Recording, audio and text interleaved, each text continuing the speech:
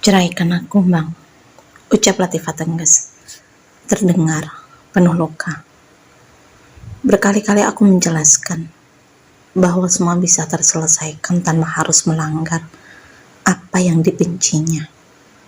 Mengibah, aku pun bersujud bersimpuh di kaki Latifah, memintanya untuk tetap ada dan berada di sisiku. Namun semuanya dianggap tak berguna, seolah hanya sia-sia belaka.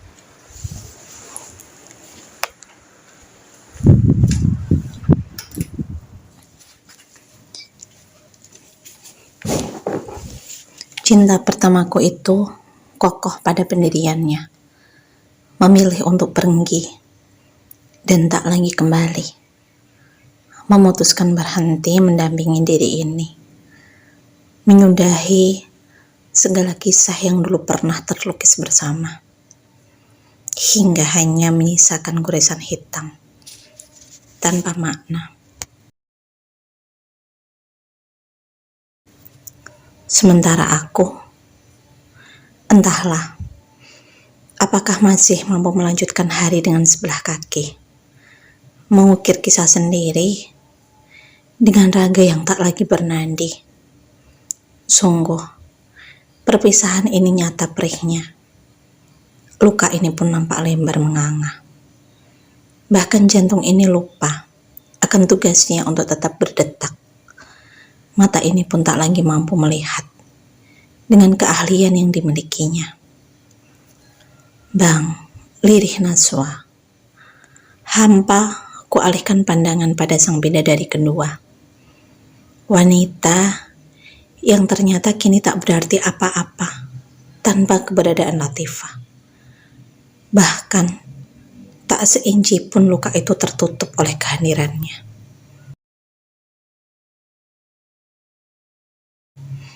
Iya, jawabku singkat, menekan sendu. Apakah semua ini begitu menyesakkan bagimu, Bang? Hingga sepanjang perjalanan kau abaikan keberadaanku? Lirih Naswa mengungkap kecemburuan. Sungguh, dia masih sangat kekanak-kanakan dengan segala pola pikirnya. Masih haruskah dia tegaskan akan luka kehilangan istri beserta anak-anakku?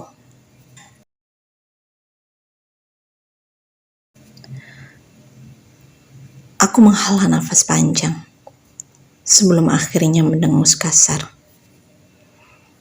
Apakah menurutmu semua ini tak patut untuk kuratapi? Latifah adalah segalanya bagiku. Hidupku, juga nafasku. Bahkan aku tak lagi mampu membeda udara mana yang harus kuhirup untuk melonggarkan sesaknya dada. Ucapku merandang. Entah mengapa aku harus sekasar itu untuk menjawab pertanyaannya yang sangat sederhana. Naswa terisak menerima setiap kata yang terlontar dari bicaraku. Mengapa dia harus mengharapkan penghiburan dari kerapuhan ini? Bahkan, aku pun tak lagi mampu mengukir senyum sendiri. Apa salahku, Bang? Hingga harus kau lampiaskan kemarahan padaku. Apa kau pikir akulah penyebab kandasnya hubungan kalian? Bahkan aku sangat dipermalukan di sana tadi. Mereka tak henti menyebutku. Mereka tak henti menyebutku wanita tanpa nurani. Sinis menatapku dengan segala penghinaan. Bukan hanya dirimu yang terluka, Bang. Aku pun jelas merasakannya. Teriak Naswa, berurai air mata. Aku berdecih tanpa memperdulikan tangisannya. Sebagai seorang istri, harusnya dia bisa melipur hati suami. Namun, dia malah berlaku sebaliknya. Cukup, Naswa. Jangan buat aku semakin murka dengan segala rengekan tak bergunamu itu. Tak bisakah kau menjadi istri yang baik bagi suamimu? Atau setidaknya tutup mulutmu, tanpa harus membuatku semakin sakit kepala. Ucapku tak lagi mampu melirihkan nada. Dalam ku tekan pedal gas di kaki kanan. Deras melaju tanpa mengindahkan keselamatan berkendara.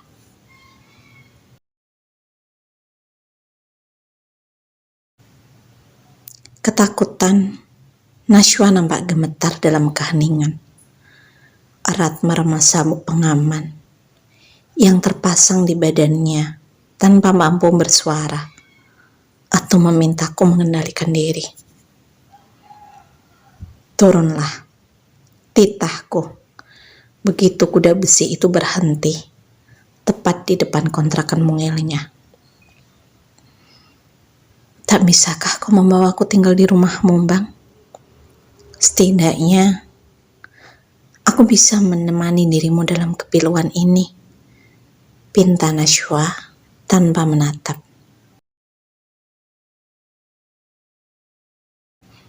Tidak, aku butuh waktu sendiri, tanpa ada siapapun. Tegasku tajam. Termasuk diriku. Pungkas Nashwa. Iya, jawabku singkat, tanpa ada asa menyambung kembali bicara. Turunlah. Doakan, semoga esok semuanya baik-baik saja. Sambungku memberi perintah. Tertunduk, Nashwa membuka pintu mobil sebelum akhirnya turun dan menghilang tanpa mencium punggung tanganku sebagai wujud takzim. Aku mengerti akan kemarahan Nashwa, meski sebenarnya aku tak bisa menerima tindakannya. Bagaimanapun, dia adalah makmumku, dan penghormatannya adalah hal mutlak yang tak bisa ditolak. Tapi biarlah, toh aku tak mau memikirkannya. Kehilangan Latifah sudah sangat melelahkan raga, juga pikiran ini, tanpa harus menambah beban dengan tingkah polanya.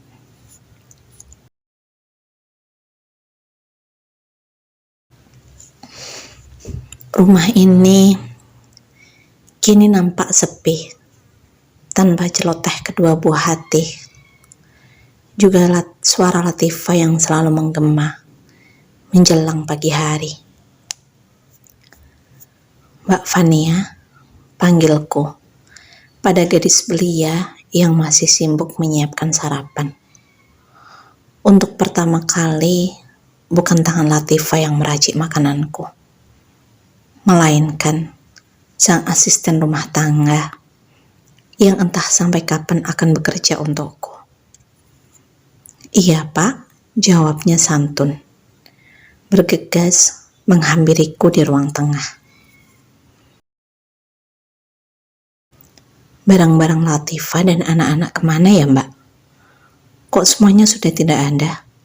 Lontarku kebingungan. Aku tak melihat kemarin Latifah membawa barang banyak. Juga tak sekalipun menemukan dirinya berkemas. Ibu yang meminta saya mengemas barang-barangnya kemarin, Pak. Sebelum akhirnya diambil mobil yang sudah disewa ibu. Jawab Fania. Membuatku tak mengira bila Latifah telah sangat matang mempersiapkan kepergiannya. Tanpa sepengetahuanku.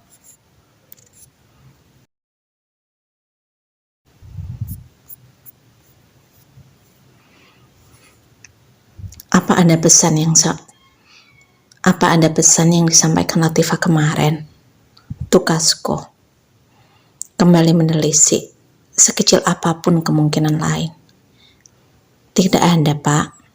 Ibu hanya bilang, bila suatu saat keberadaanku di sini sudah tidak dibutuhkan lagi, maka beliau memintaku untuk menemuinya dan bekerja untuknya. Jawab Fania lirih. Seperti itulah Latifah. Dalam kehancuran, masih mampu memikirkan orang lain, meski itu bukan siapa-siapa.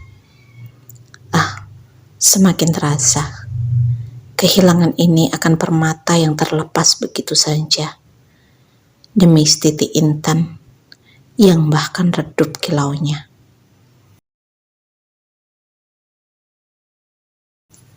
Tak usah khawatir, aku masih membutuhkan dirimu di sini. Pungkasku menghalau ragu. Binar Fania kembali menampakkan kedua lesung pipi itu, menyimpan deretan gigi dari senyum kecil, membuat gadis itu nampak manis dengan keelokan yang dimiliki. Terima kasih, Pak, ucapnya santun sebelum berlalu.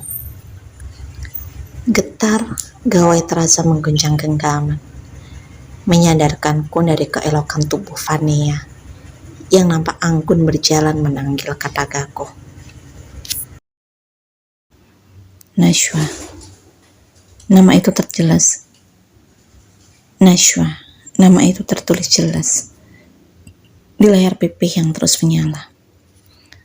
Assalamualaikum, ucapku hampar setelah menggeser tombol hijau untuk menerima jalinan suara. Waalaikumsalam, jawabnya terjenda. Terdiam, kutunggu apa yang menjadi maksudnya. Hari ini kamu libur kan, Bang? Aku ke rumah ya. Tak usah dijemput. Biar aku naik taksi saja. Cerocos Najwa tanpa memberiku kesempatan menjawab. Kuhela nafas panjang sebelum akhirnya berat menghembuskan.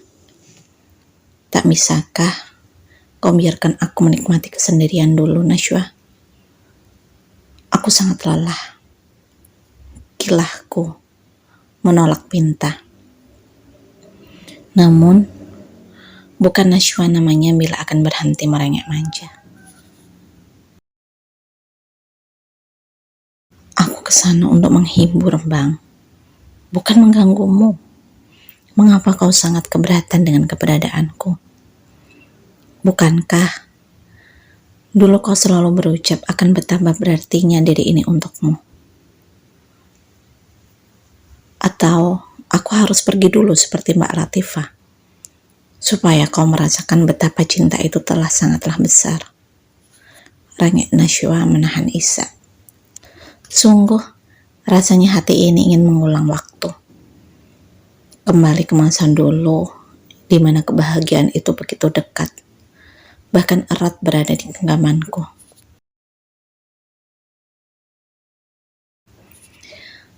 Najwa, aku butuh waktu untuk mencerna semua hingga ikhlas menerima takdir ini. Tolong mengertilah. Aku hanya butuh waktu sejenak. Bukan berarti ingin selamanya pergi darimu. Sebentar saja, pintaku melemah. Baiklah, lakukan apapun yang menurutmu benar, Bang. Tak usah lagi kau mencariku. Karena mungkin aku tak akan pernah ada lagi untukmu. Pungkas Najwa murka.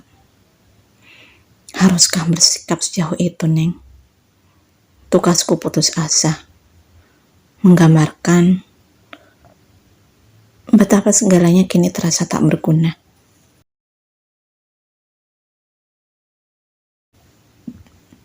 Iya, memang seperti itu kan kenyataannya. Aku hanyalah selir yang tak berarti apa-apa. Bahkan tak berguna dalam kelamnya harimu. Lantas untuk apa aku terus bertahan? Bila keberadaanku pun sama sekali tak dibutuhkan. Pungkas Najwa di sela sedu sedan. Baiklah, kemasi barang-barangmu. Aku akan menjemputmu untuk tinggal di sini. Ucapku mengalah dan tak lagi mau bersilat lidah.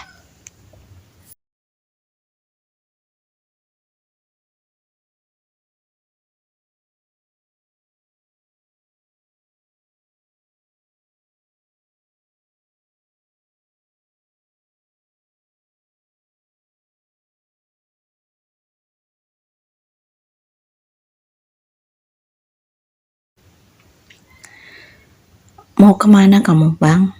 Teriak Naswa. Begitu kaki ini tinggal selangkah melewati pintu.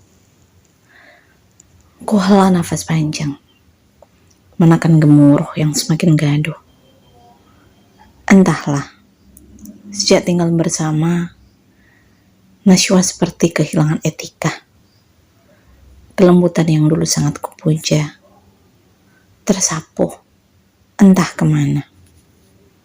Jangankan menekan suara, melirihkan nada pun seakan kini ia tak mampu lagi melakukannya. Ada sesuatu yang harus kuselesaikan, jawabku acuh. Sekilas memutar badan sebelum akhirnya berbalik, mengayun kaki. Kurasa tak ada guna mengadu bicara, karena pada akhirnya hanya akan jadi pertengkaran belaka. Kemana? Tukas Naswa memaksaku berhenti. Aku mendengus keras, menandakan betapa lelah hati ini.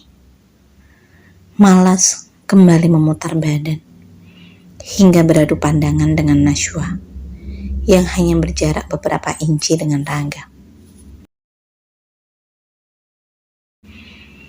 Apa aku harus mendikte setiap detil kegiatan padamu, Neng? Atau perlu kubuatkan jurnal harian agar tak kau tanyakan setiap detik waktuku? Elakku melempar tanya. Mengapa kau harus murka itu, Bang? Aku hanya menanyakan tujuan kepergianmu, bukan hendak mengikuti. Apa aku tak boleh tahu apa yang dilakukan suamiku sendiri? Atau aku telah kehilangan hak untuk itu? Tukas Naswa. Netranya melebar. Iya, dia selalu memiliki celah untuk memancing amarah. Meski telah dalam aku menenggelamkannya.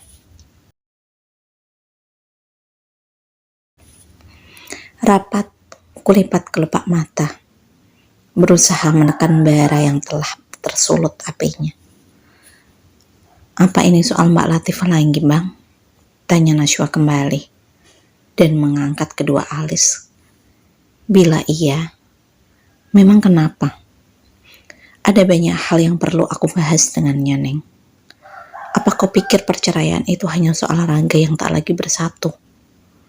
Atau jiwa yang tak lagi menyatu? Lebih dari itu, Neng. Bahkan ada anak yang tidak bisa kuabaikan begitu saja. Tuturku terjeda. Besarnya rindu pada dua jagoan kecil itu serasa memuncah, menyesakkan dada. Untuk hal segamblang itu pun, tak bisakah kau mencerna? Kapan kau harus bersikap dewasa, Neng? Mampu memahami persoalan tanpa selalu amarah seperti ini. Ucapku gemetar. Aku yang tak bersikap dewasa, Bang? Atau kamu yang terlalu berlebihan memikirkan mantan istrimu itu? Setelah kau berikan seluruh tabungan padanya, lalu kemarin tiba-tiba menjual mobilmu satu-satunya. Kini apa lagi, Bang? Lihat aku. Di sini aku hanya bisa tersenduh mendapati suami yang tak lagi mau menganggap diri ini. Seru Naswa merandang.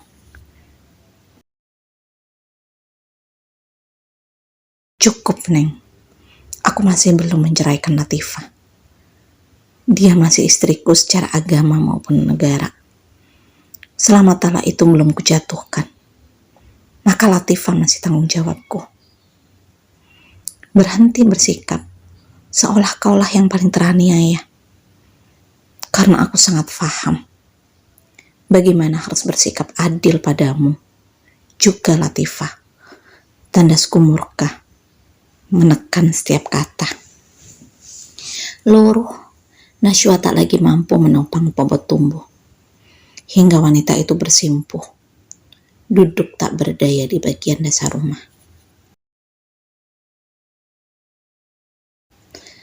Aku tak tega. Ku sejajarkan tinggi badan dengannya, menghapus buliran bening yang tak henti mengalir dari sudut netra. Neng, ada beberapa hal yang perlu aku selesaikan bersama Latifah. Tolong mengertilah. Pintaku melemah.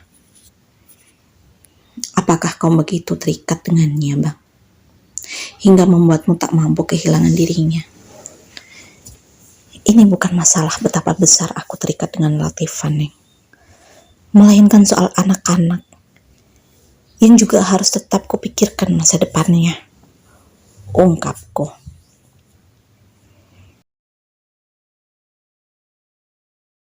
Dengan dalih anak-anak, kau berusaha menyatukan kembali hubungan kalian. Dengan dalih anak-anak, kau lupakan kewajiban pada diriku. Dan dengan dalih anak-anak pula, kau tak bisa bersikap adil pada istrimu yang lain, Bang. Lirih Nashwa terbata-bata, menutup wajah dengan kedua telapak tangan. Neng, aku tidak sedang berdalih dengan nama anak-anak. Tapi pada kenyataannya, darahku mengalir pada diri mereka. Pun begitu dengan tanggung jawab yang akan tetap kuemban selama nyawa masih bersama di raga. Janganlah kau beranggapan sehina itu. Aku percaya, jauh di lubuk hatimu ini, membenarkan ucapanku. Namun besarnya rasa cemburu membuatmu mengaburkan semua itu. Ucapku merengkuh tubuhnya. Kau wanita yang sangat luar biasa. Aku mengenal dirimu dengan luhurnya pekerti. Tekan amarahmu, Neng. Berusahalah bersikap legowo. Maka kau akan mampu mengendalikan dirimu sendiri. Aku hanya perlu menyelesaikan beberapa hal yang memang sudah seharusnya aku lakukan. Setelah itu, jiwa dan raga ini hanyalah milikmu seorang. Imbuhku mencoba melipur lara.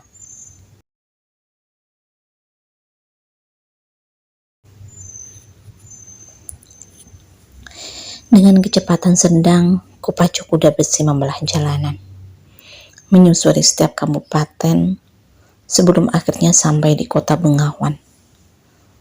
Semakin mendekati tujuan, dada ini pun berdegup sangat kencang, hingga harus beberapa kali ku menepi, mencoba untuk menenangkan diri. Latifah, mengapa kisah kita harus berakhir seperti ini? Jeritku perih di kedalaman hati.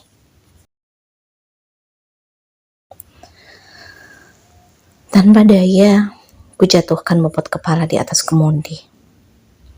Andai saja masih kumiliki waktu lebih banyak denganmu, maka akan ku hapus awan hitam yang menyelimuti, meski harus menguras nadi.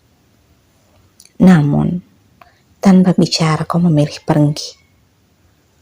Tak sedikit pun kesempatan kau berikan untukku memperbaiki diri.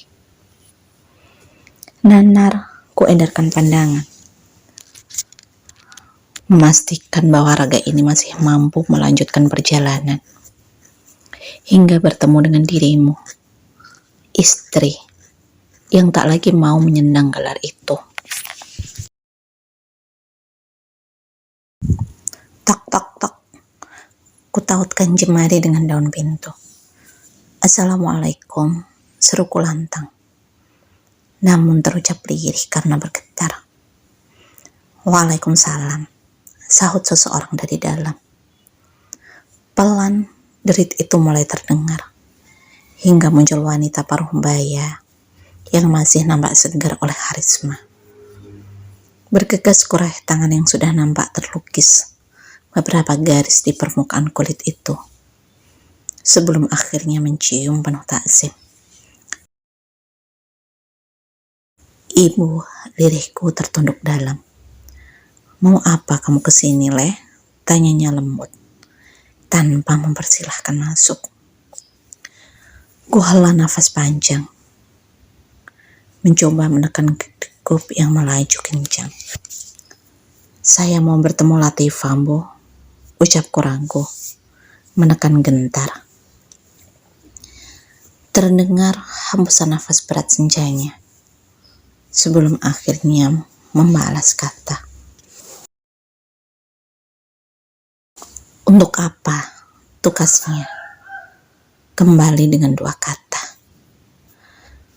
Ada yang harus kami bahas bersama. Apa Latifah Anda, Bu? Tanyaku sedikit mendesak secara halus. Ada. Akan aku panggilkan Latifah. Hanya bila kau berjanji tak akan kembali menyakitinya. Tandas ibu mertua tegas. Aku berjanji tidak akan menyakiti Latifah lagi, Bu. Baik secara lisan maupun perbuatan, ulasku yakin.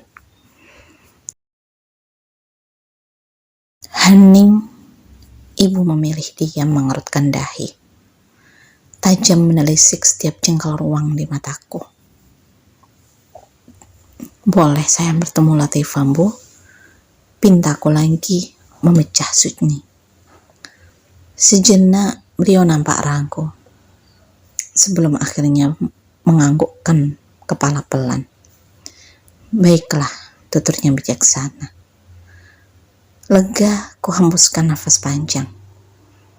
Tersenyum simpul menggambarkan cita. Derap langkah itu terdengar merdu, mengalun penuh irama, mengurai kerapatan sunyi yang beberapa hari ini menjadi karibku. Ketukan kaki itu terdengar semakin jelas, nyaring dan membelah rungu, hingga nampak sosok tinggi semampai yang beberapa hari ini bermahkota rindu. Tepat di depanku, Latifah menempatkan diri, duduk tegap dan sangat tenang. Aku terpana, kembali menatap elok parasnya yang kini nampak lebih berbinar bahagia. Iya, aku mengerti. Kini dia telah kembali menuai cita setelah beberapa kali kuturah luka. Latifah, lirihku gemetar. Tegas, Mane itu menatap tanpa berkedip, menanti lanjutan alunan wicara yang sempat terhenti. Bagaimana kabarmu juga anak-anak? Sambungku menekan sendu. Sungguh, sebenarnya tak bisa dipungkiri rindu ini sangatlah menyiksa.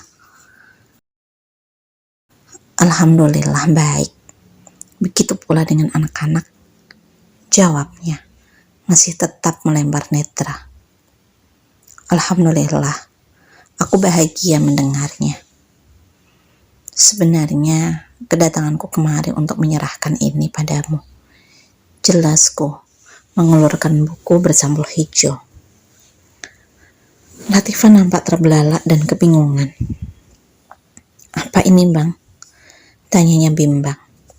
Meski jelas tertera di sampul, rentetan huruf bertuliskan sertifikat. Kuhela nafas panjang, mengumpulkan kemampuan untuk memberinya penjelasan. Latifah, aku membelikan sebuah kios yang tak begitu jauh dari sini. Tempatnya lumayan ramai. Sepertinya bagus buat kamu usaha. Di tempat itu sudah dilengkapi peralatan salon. Aku yakin kamu mampu mengelolanya dengan keahlianmu. Dulu kau sering berucap ingin punya usaha salon kecantikan, bukan? Maaf ya, bila baru sekarang aku wujudkan pintamu itu. Jika hanya ku bekali kalian dengan harta, maka suatu saat akan ada habisnya. Jadi aku siapkan usaha untukmu. Bukan berarti setelah ini akan kutinggalkan kewajiban menafkahi anak-anak. Sungguh, bukan itu maksudku. Aku akan tetap menunaikan kewajiban pada mereka. Selama masih kumiliki hak untuk menghirup udara. Ucapku terjeda, mengusap sembab yang entah mengapa begitu mudah menguap. Diri ini sadar, perpisahan ini semakin jelas dan nyata. Pun begitu dengan Latifah, yang juga terlihat mengusap sudut netra sendiri dengan jemarinya. Dari mana kau dapatkan uang untuk membeli semua itu, Bang? Sementara semua uang kita ada padaku. Tanya Latifah. Aku tersenyum dan menatapnya sendu. Dalam murkanya, dia masih pula menyimpan iba. Sungguh, dia sosok yang sangat luar biasa.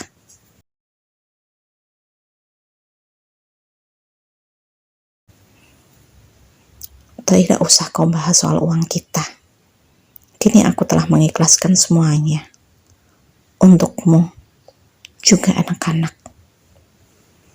Tapi dari mana kau dapatkan uang sebanyak ini, Bang? Tugas Latifah mengarahkan telunjuk pada lembaran tipis bersambul hijau itu. Tidak usah kau pikirkan soal itu. Aku lagi memamerkan deretan gigi. Oh iya, untuk masalah rumah, akan kujual dan dibagi dua denganmu. Tuturku kembali. Sungguh, aku tak gentar kehilangan harta. Bagiku, kepergian Latifah telah merenggut segalanya. Tak perlu, Bang, pakai saja rumah itu. Bagiku, ini semua sudah lebih dari cukup. Ucap Latifah menolak. Ah, Latifah, sungguh, kau adalah seorang wanita bermahkota ratu.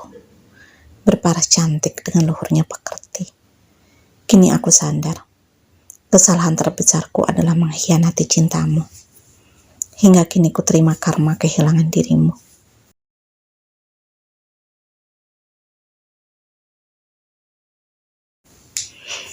Hidup adalah sebuah perjalanan, dan kau adalah kenangan terindah yang pernah singgah dalam waktuku. Terima kasih untuk tinta emas yang kau ukir dalam lembaran kehidupan ini. Doaku, semoga suatu saat kutemui wanita lain seperti dirimu.